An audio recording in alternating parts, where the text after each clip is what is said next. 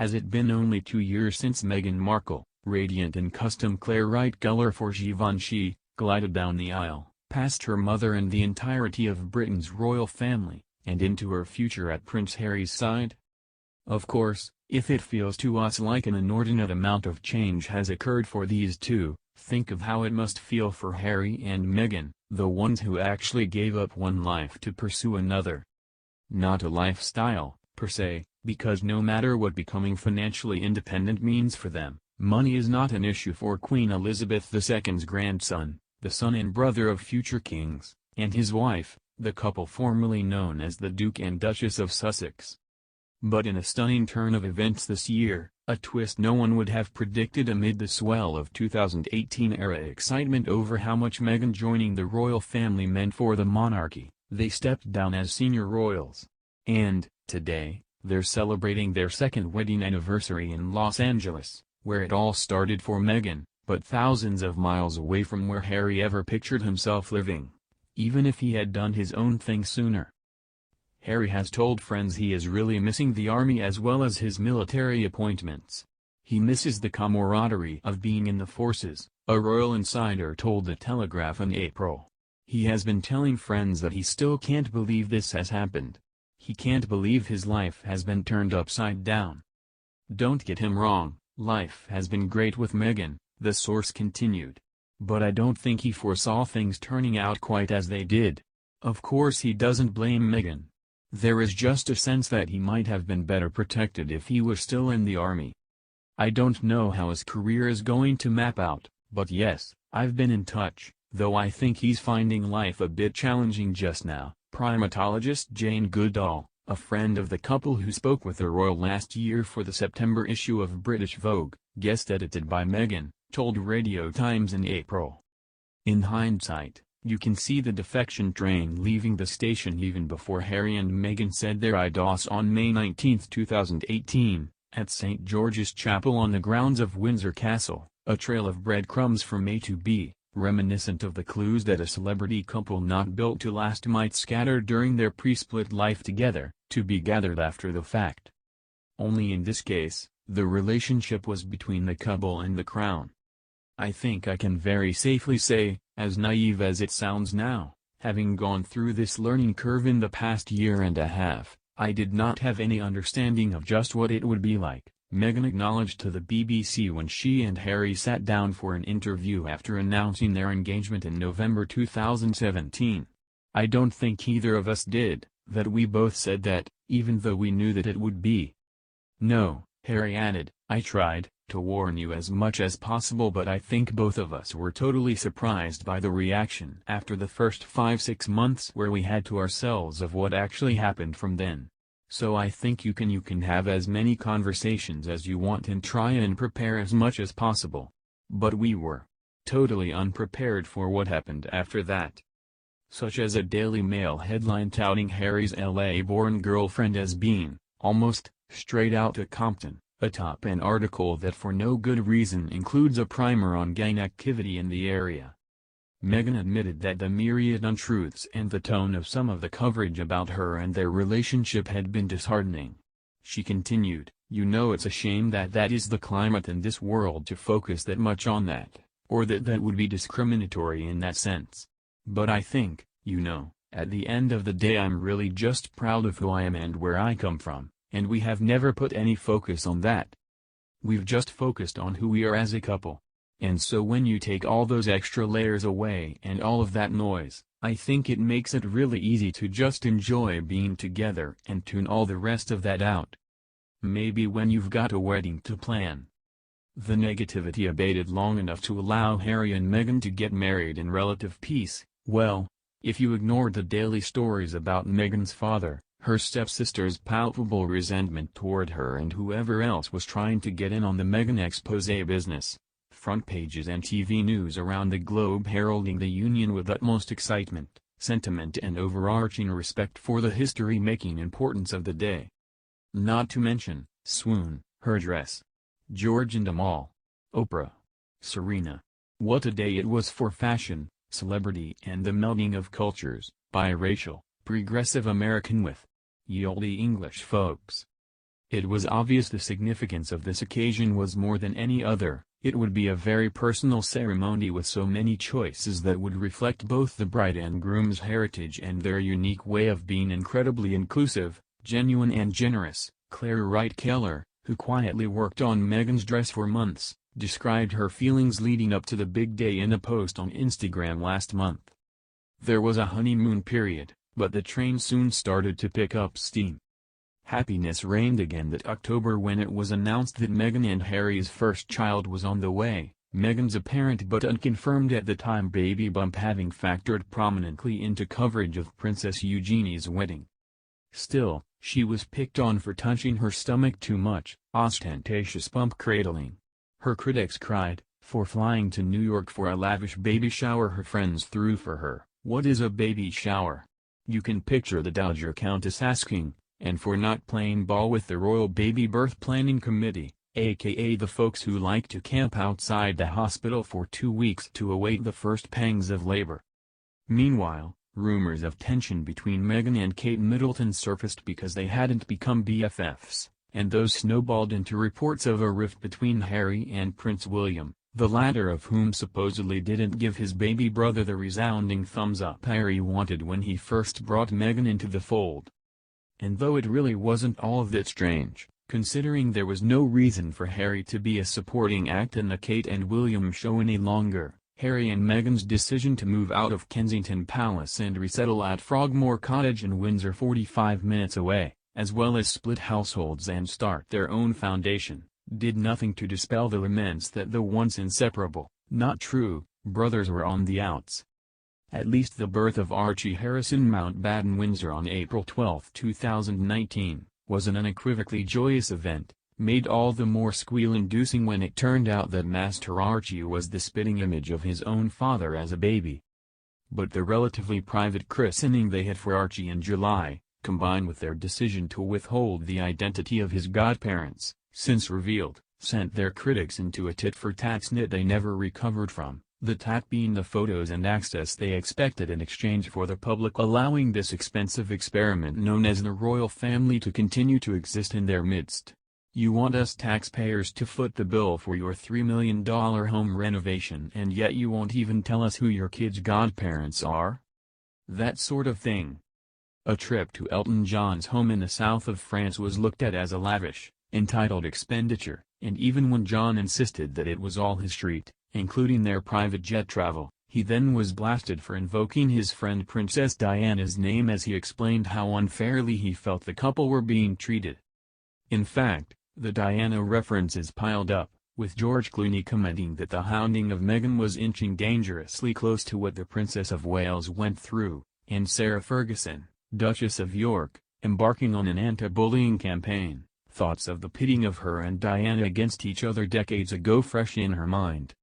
And how dare Meghan leave her son's side for 2 days to watch Serena Williams play in the US Open in New York that September. No mother has ever taken 48 hours to herself, leaving her child alone except for his father, nanny and assorted other staffers, in the history of motherhood. Throughout, mind you, the approving coverage of Meghan and Harry continued one column over, in the form of rapturous treatises on everything she wore, how natural she seemed to be at official events, how much the public seemed to like her, and the significance of the work she was doing for her patronages.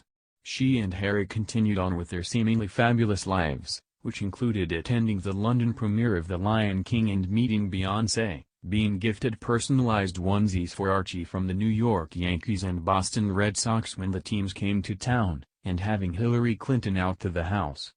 Those who look at the royals more as an oddity than an important institution continued to applaud anything Meghan did that was seen to be subversive, big or small. But the writing was on the wall by this past October, when both Harry and Meghan give emotional interviews to journalist Tom Bradby for an ITV special, Speak Your Truth. Meghan approved her fans, what are they doing? Wondered their critics, and subsequently announced a 6-week break for themselves from the rigors of royaling. They spent Christmas with Meghan's mother and New Year's in Canada and, on January 8, the train was officially off the rails. Harry and Meghan announced their intent to carve out a progressive new role within this institution and start splitting their time between the UK and North America.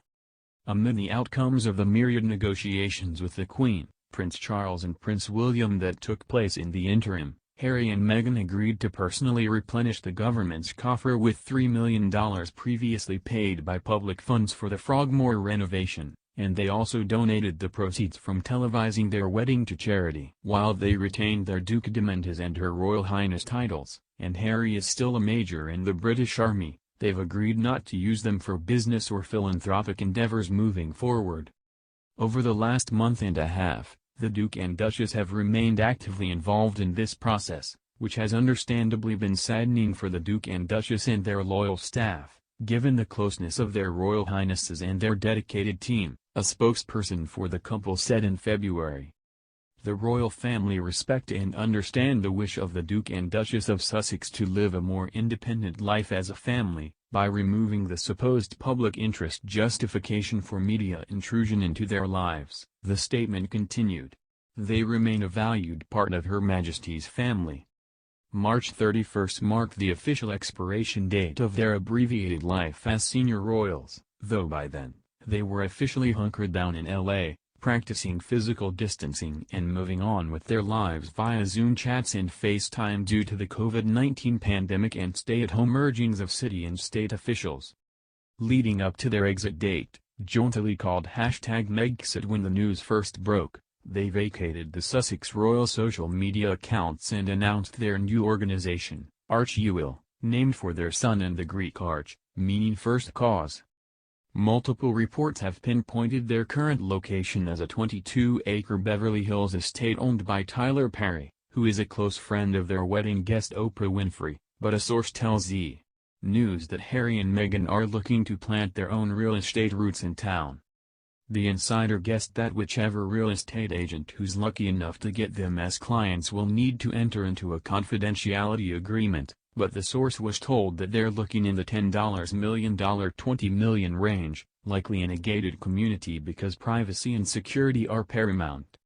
Speculation has continued to run rampant since the big move, first, that the Obamas were advising them on their transition from one form of public life to another. That Meghan would give her first big interview to Oprah. Or maybe Ellen DeGeneres. That they were buying Mel Gibson's Malibu mansion. That Harry is leaning on pal George Clooney for support. A biography called Finding Freedom, Harry and Meghan and the Making of a Modern Royal Family is due out in August by longtime royal correspondent and host of the AirPod podcast Omid Scobie and fellow royal reporter Carolyn Durand, and there have been mixed reports over whether the couple personally granted interviews for the project or not. Not, is the word. Though publisher HarperCollins says the book was written with the participation of those closest to the couple.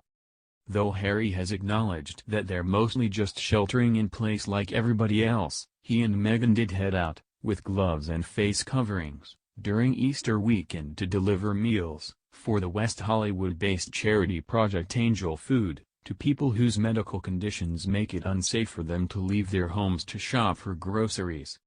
They are still talking to organizations and charities they have worked with to see how they can help, a source shared with E! News last month. The circumstances have changed but their intent to help has not.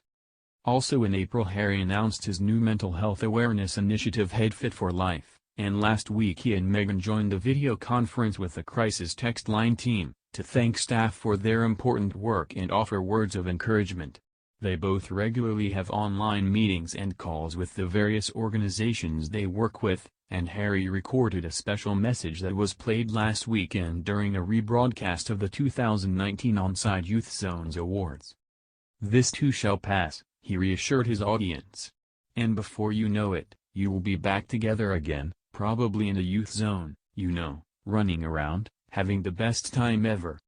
Also thanks to online technology, Meghan and Harry's invasion of privacy lawsuit against the publisher of the Mail on Sunday, over the tabloid's publishing of a letter Meghan wrote to her father around the time of her wedding, was able to move forward last month. The paper stands by its story, Meghan's legal team, including a barrister who once represented Princess Diana as well as numerous other celebrities in privacy and defamation cases. Last month, the couple also announced they would no longer engage with the Mail, the Sun, the Express or the Mirror. None of the papers took it well, but in their explanation the couple's spokesperson said, "Media have every right to report on and indeed have an opinion on the Duke and Duchess of Sussex, good or bad. But it can't be based on a lie." On the home front, Harry, Meghan and Archie video chatted with the Queen on her 94th birthday last month, and for Archie's first birthday on April 12, he had a virtual playdate with some of his little pals over FaceTime and his mom baked a cake. They also released video of Meghan reading to her son, both adorable, not that some people didn't find something to rag on, and for a good cause. The charming sit-down part of her contribution to #SaveWithStories, the campaign launched in March by Jennifer Garner and Amy Adams to raise funds for Save the Children and No Kid Hungry. Like many parents, they are focused on Archie and their family as well, a source told E! News. They are trying to make the best of it and are enjoying all the time together as a family. As for the rest of Harry's family back in England, royal biographer Katie Nicholl told Entertainment Tonight recently that things have got better and I know that William and Harry are in touch on the phone. They have done video calls together, they have done a lot of family birthdays, and I think with Prince Charles not being well, that really forced the brothers to pick up the phone and get back in touch. Charles tested positive for COVID-19 in March and retreated to Scotland with wife Camilla to recover. He said his symptoms were mild and he quickly returned to doing online engagements and updating the public via social media. Another source had told ET in April that Harry, feeling cut off from home, was talking to his father, brother and sister-in-law more often, as well as chatting regularly with his grandmother. Things have been stressful for Prince Harry since his move, the sources said. It hasn't been easy. Not least because he and Meghan remain under a stay-at-home advisory, which has put getting to know his new surroundings and develop a real routine on hold.